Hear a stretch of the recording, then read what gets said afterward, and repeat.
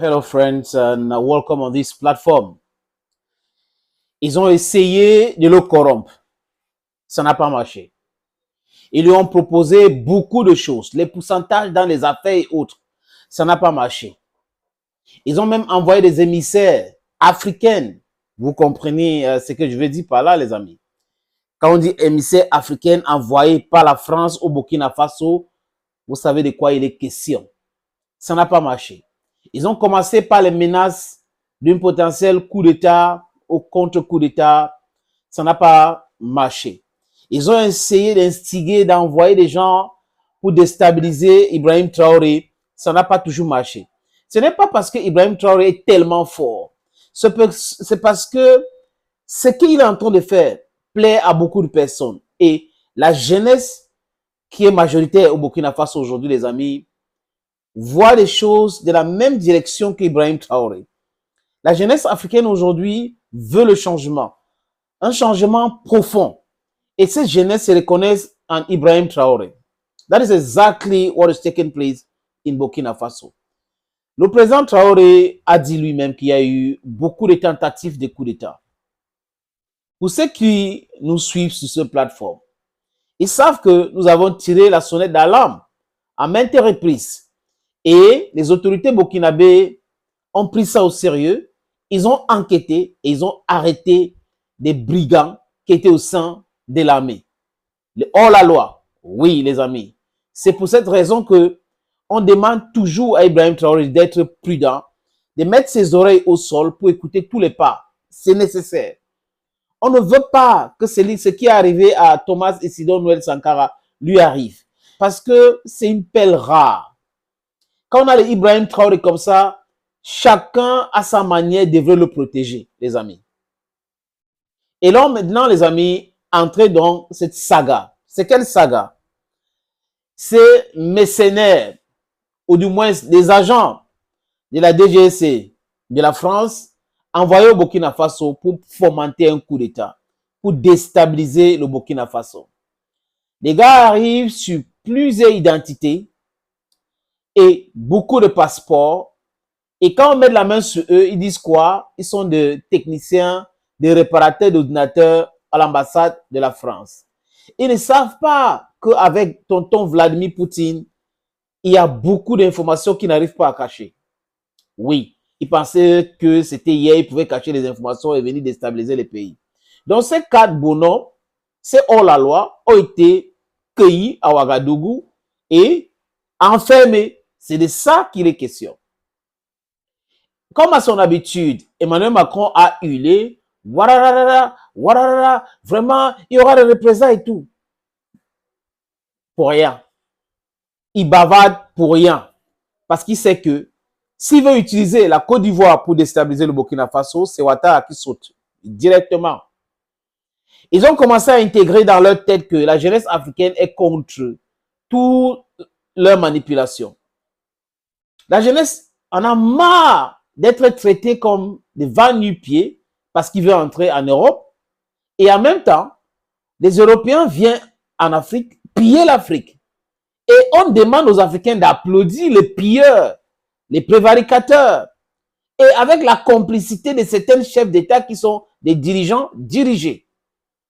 Et là, ça me plaît énormément, les amis, pas seul, avec beaucoup d'Africains comme moi. C'est vrai que nous sommes dans la distraction. On parle de football. Et je répète, en anglais, on dit learning without play makes Jack a dull boy. But only playing and playing makes Jack a stupid person. Donc, nous savons qu'ils veulent profiter de la distraction du sport pour déstabiliser nos pays et autres. Mais ça ne marche pas. C'est pour la raison pour laquelle j'applaudis ce qui se passe au Niger.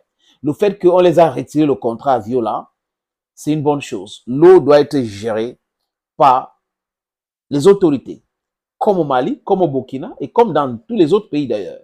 Cette grosse arnaque qu'ils ont fait pousser le Fonds monétaire international et demander la privatisation qui était un plan machiavélique pour la destruction des fondamentaux de nos économies doivent s'arrêter, doivent cesser, les amis. La France essaie de négocier. C'est simple. Ils disent dans leurs écoles de diplomatie que c'est la réciprocité qui a pignon sur rue. On a bien compris. Ils répètent, on a bien compris le message. Donc, ces 4 mercenaires sont là. Il y a l'agent de Burkina Faso que la France a volé. La France doit renvoyer cet argent. Ce n'est pas fini. Il y a François Compaoré, le frère de l'ancien hors-la-loi qui est aujourd'hui caché comme un malpropre en Côte d'Ivoire, Blaise Compaoré, l'ennemi du peuple africain, l'ennemi numéro 1 du peuple burkinabé. C'est lui qui a tué le rêve de ce pays en entrant dans ce complot pour l'assassinat de Thomas Isidore Nuet Sankara. Au Burkina Faso, aujourd'hui, les autorités, they are standing their grounds. And it's very important to know that. They are standing their grounds and they are telling these people, this is what you need to do if you want us to liberate these guys. Donc, ils veulent qu'on libère la France. Quand il dit il mis pour la France. Qu'on libère les mercenaires. Les hors-la-loi, les brigands qui sont arrivés là-bas sur de fausses identités, alors qu'ils sont des agents français. Donc, c'est les fonctionnaires français qui travaillent à la DGC qui sont arrivés pour déstabiliser le Burkina Faso. Le Burkina Faso demande quoi, les amis? Le renvoi, l'extradition de Djibril Bassolé. Oui, cet autre brigand doit rentrer au Burkina Faso. Ils sont pleins, les politiciens brigands, hein, utilisés par l'Occident pour nous maintenir dans la souffrance. Donc, ça les plaît. On reste dans la souffrance. Oui, ils ont leur argent, ils ont leur complicité. On leur donne les passeports diplomatiques. Ils peuvent entrer où ils veulent. Voilà tout ce qui anime les cerveaux des gens comme Djibril Bassolé. Et aujourd'hui, il est recherché au Burkina Faso. Il se cache en France et la France doit le libérer, renvoyer au Burkina Faso si la France veut qu'on envoie même un fonctionnaire français parmi les 4 là, d'abord pour commencer.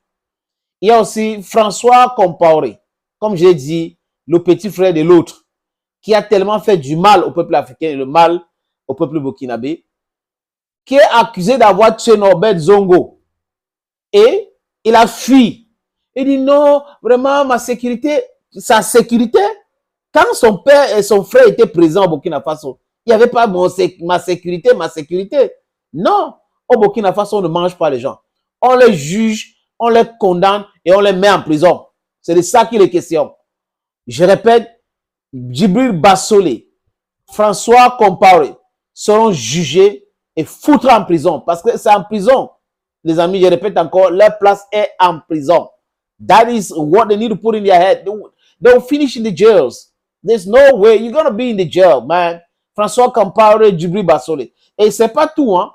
Il y a encore beaucoup d'autres que la France ouvre ses micros à travers ses chaînes de propagande, France 24, RFI, pour faire du bashing sur le Burkina Faso. Mais ça ne va pas prospérer, les amis. Donc aujourd'hui, le Burkina Faso a dit clairement, voilà, nous voulons l'extradition de François Compaoré, nous voulons l'extradition de Djibril Bassolé.